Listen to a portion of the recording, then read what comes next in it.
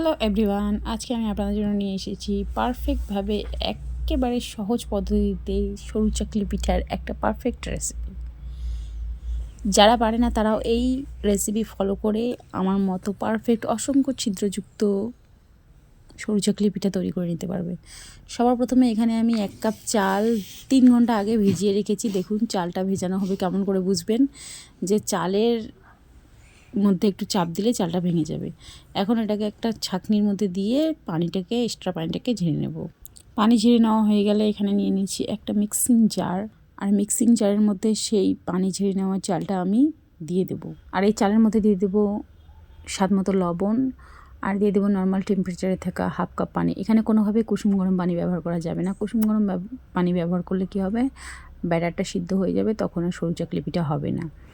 এখন একটা smooth batter তৈরি করে নেব। এখানে ব্যাটার তৈরি করার সময় বারবার চেক করে দেখবেন যেন ব্যাটারের মধ্যে কোনো দানা দানা ভাব না থাকে। দানা দানা ভাব থাকলে কিন্তু সরু চাকলি পিঠা একেবারেই হবে না। তো এখানে আমি ব্যাটারটা একটা মিক্সিং বলে ঢেলে নিয়েছি, আর এদিকে যে মিক্সার জারটা ছিল সেখানে আরও 1/2 কাপ পানি দিয়ে আমি ধুয়ে ব্যাটারের মধ্যে দিয়ে দিলাম।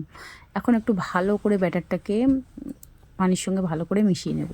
এই মেশানোর কাজটা একটু ধৈর্য সহকারে করে নিতে হবে, কারণ এই মেশানোর উপরেই ডিপেন্ড করে সরু চাকলি পিঠা পারফেক্ট হবে নাকি হবে না। তো এদিকে আমার মেখে নেওয়া হয়ে গেছে।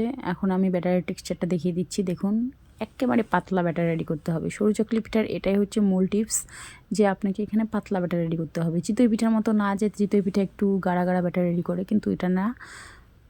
সরু চাকলি পিঠার জন্য একটা পাতলা ব্যাটার রেডি করে নিতে হবে। ব্যাটার একেবারে রেডি। অন্যদিকে আমি একটা কড়াই বসিয়ে দিয়েছি। কড়াইয়ে সামান্য তেল ব্রাশ করে নেব, আর 1 হাতা ব্যাটার দিয়ে কড়াইটাতে হাতল ধরে চারিদিকে ঘুরিয়ে নেব।